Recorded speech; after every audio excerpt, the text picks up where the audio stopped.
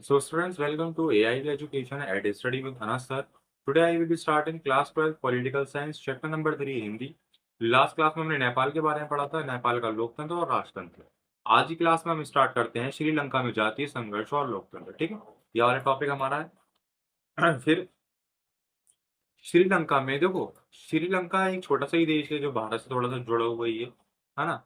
तो श्रीलंका जो जूझ रहा था परेशानियों से, वो ना तो राजतंत्र की थी, ना लोकतंत्र की थी और ना ही सैनिक शासन की थी। यानी कि नेपाल के अंदर जो है वो ना ही कभी भी राजतंत्र रहा और ना ही सैनिक शासन रहा।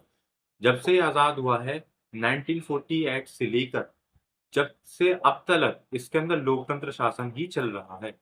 इसे जो समस्या का सामना करना पड़ा वो किसका करना पड़ा? जातीय संघर्ष। ठीक है? इसके अंदर जो most of the popular caste हैं, जातियाँ हैं, वो क्या हैं? पहला तो तमिल है और दूसरा है सिंगली। अब इन दोनों में डिफरेंस क्या है? देखो, तमिल होते हैं तमिल वो लोग हैं जो हिंदुस्तान से श्रीलंका में जाने रहने लगे। और वो कौन सा हिंदुस्तान का राज्य? तमिलनाडु। तो तमिलनाडु के लोग जो श्रीलंका में जाके रहने लगे, उनको तमिल बोला जाता है। और सिंहली वो हैं जो प्रॉपर ही श्रीलंका के हैं। स्टार्टिंग से लेकर एंडिंग तक वो अभी तक वहीं, वो कहीं से नहीं आए। तो उनको सिंहली बोला जाता है। तो इनके अंदर जो है काफ़ी विवाद चलता रहा। अब विवाद कैसा? सिंहली लोगों का ये मानना था कि सरकार से ये कहना था उनका कि जो तमिल लोग हैं, इनके ऊपर ज़्यादा खर्चा ना किया जाए।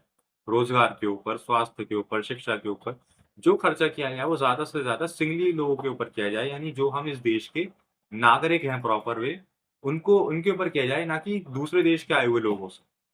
तो ये उनका मानना था सिंहली लोगों वालों का। बट तमिल लोग क्या कहते थे कि भले ही हम दूसरे देश से आए हैं, बट हमें आए हुए भी तो काफ़ी दिन हो गए, तो हमें भी क्या नाम है, यहाँ की नागरिकता मिलनी चाहिए। और उन्होंने एक नए राज्य की माँग कर दी कि जिस एरिया में हम रहते हैं, वहाँ पर एक नया राज्य बना दिया जाए, हमको अलग कर दिया जाए अपने आप से। हम अपना काम खुद कर लेंगे। तो इस तरीके से उनकी माँग थी, बट ये माँग तो पूरी नहीं हुई, क्योंकि श्रीलंका खुद इतना छोटा-सा है, अगर उसके अंदर भी डिवाइड हो जाएँगे राज्य, तो फिर कैसे काम चलेगा, है ना? तो इसलिए राज्य की माँग तो पूरी नहीं हुई। तमिल लोगों का ये कहना था कि भई हम भी इस देश के नागरिक ही हैं, इतने टाइम से हम रह रहे हैं, तो हमें भी सारी व्यवस्था मिलनी चाहिए। और क्या-क्या रखा है इसके अंदर? सिंहली राष्ट्रवादियों का ये मानना था कि जो मैंने अब आपको बता दिया, है ना? तो फिर इसी के चलते तमिल लोगों को भी आवाज़ बुलंद हुई और उनका कहना था कि हम भी इसी देश के हैं और बहुत पुराने हैं, हमें भी अपना पूरा अधिकार चाहिए। और इस संघर्ष का नेतृत्व कर रहे थे उग्र तमिल संगठन, यानी कि ये जो संघर्ष चल रहा था तमिलों का, सिंहली के लोगों से, उसका नेतृत्व कौन कर रहा था? उग्र तमिल संगठन, जिसको बोला जाता है लिबरेशन टाइगर ऑफ तमिल इल्म, जिसको लिट्टे के नाम से भी जाना जाता है। और ये स्थापित हुई थी 1983 के अंदर, ठीक है? तो एक मतलब पार्टी कह लो या फिर संगठन कह लो, ये स्थापित हुआ था तमिल लोगों की तरफ से, ताकि वो सिंहली की तरफ संघर्ष कर सकें, उनसे लड़ सकें। और उसको और तमिल संगठन बोला जाता है या फिर लिबरेशन टाइगर ऑफ तमिल इल्म, जिसको लिट्टे के नाम से जाना जाता है, ठीक? उन्होंने इस संघर्ष के साथ एक नए देश की माँग की, जो जहाँ हम रहते हैं वहाँ एक नया देश घोषित कर दिया जाए, परंतु इनकी इस इच्छा को स्वीकार नहीं किया गया था।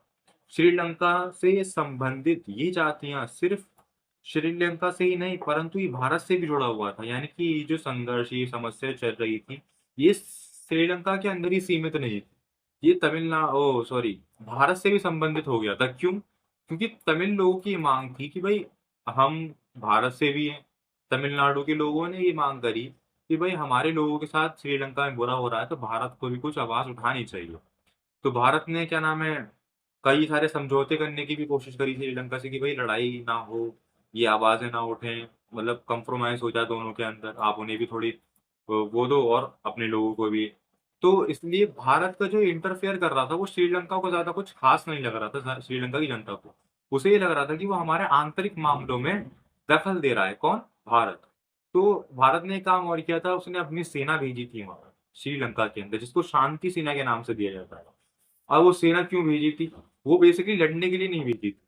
वो भेजी इसलिए थी ताकि वो शांति स्थापित कर सके श्रीलंका के अंदर। बट ये बात श्रीलंका को अच्छी नहीं लगी। श्रीलंका को अच्छी यूँ नहीं लगी क्योंकि उन्हें लगा कि भारत बड़ा देश है, वो अपने लोगों की हेल्प कर रहा है और हमें हराना चाहता है ना? तो ये तो सिंघली लोगों को अच्छी लगी, बट ये तमिल लोगों को भी अच्छी नहीं लगी। क्यों? क्योंकि तमिल लोग ये चाहते थे कि जो भारत से सेना आ रही है वो हमारी तरफ से लड़े, सिंगली लोगों को मारे। बट वो ऐसा नहीं कर रही थी, वो तो और उनको चुप करवा रही थी, भई आप शांत हो जाओ, लड़ाई-झगड़े में कुछ नहीं रखा। तो उनको ये बात बुरी लगी, भई ये तो लड़ नहीं रहे, उल्टा हमें ही चुप करा रहे हैं। दोनों तरफ से जो है वो क्या था, इस सेना से खुश नहीं थे। तो भारत ने क्या करा, उस सेना को वापस बुला लिया था और वो ये किसके दौर में, राजीव गांधी के दौर में ये सब बातें थी। तो पढ़ते हैं श्रीलंका से नहीं, परंतु ये भारत से भी जुड़ा हुआ था ये मसला, क्योंकि जो तमिल लोग थे वह भारतीय ही थे, तमिलनाडु। तो परिणाम स्वरूप भारत और श्रीलंका के बीच समझौते में संबंधित कई सारी मीटिंग भी रखी गई। देश में शांति स्थापित की जाए, परंतु श्रीलंका भारत को कुछ खास पसंद नहीं कर रहा था, क्योंकि उनका मानना था कि भारत हमारे देश के आंतरिक मामलों में दखल-अंदाज़ी कर रहा है। क्योंकि भारत ने तमिल और सिंघली लोगों के बीच सामान्य स्थिति बनाने के लिए भारतीय सेना वहाँ भेजी, जिसका नाम दिया गया शांति सेना। परंतु इसका असर कुछ नहीं हुआ, फिर भारत ने 1989 में अपनी शांति सेना को वापस बुला लिया था, क्योंकि उससे कोई फ़ायदा कुछ नहीं हुआ था, है ना? दोनों लोगों की तरफ से बुराई आ गई थी, तमिल से भी और सिंघली लोगों से भी। श्रीलंका ने इस संकट को हिंसक चरित्र आज भी बना हुआ है, यानी कि श्रीलंका के इस संकट का जो हिंसक चरित्र है, वो आज भी बना हुआ है और फिर आखिरकार सशस्त्र संघर्ष समाप्त हो गया, क्योंकि 2009 में लिट्टे को समाप्त कर दिया गया। यानी कि 2009 के अंदर जो लिट्टे पार्टी जो इसका नेतृत्व कर रही थी, वो ही खत्म हो गई, तो इस संघर्ष को भी खत्म होना पड़ा। अब कोई संघर्ष नहीं है श्रीलंका के अंदर, अब भी वहाँ प्रॉपर लोकतंत्र ही चल रहा है, जो कि पहले चल रहा था। परंतु इन संघर्षों के चलते श्रीलंका ने अपनी आर्थिक अर्थव्यवस्था को भी आगे बढ़ाया और अपनी जनसंख्या पर भी काफ़ी हद तक नियंत्रण रखा।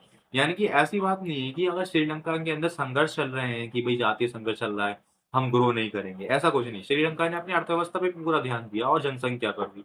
जो भी कुछ करा उन्होंने, कानून बनाए या फिर कुछ भी किया, उन्होंने जनसंख्या पे अपना पूरा नियंत्रण कर रखा है, ना उनकी जनसंख्या ज़्यादा है और ना ही कम है।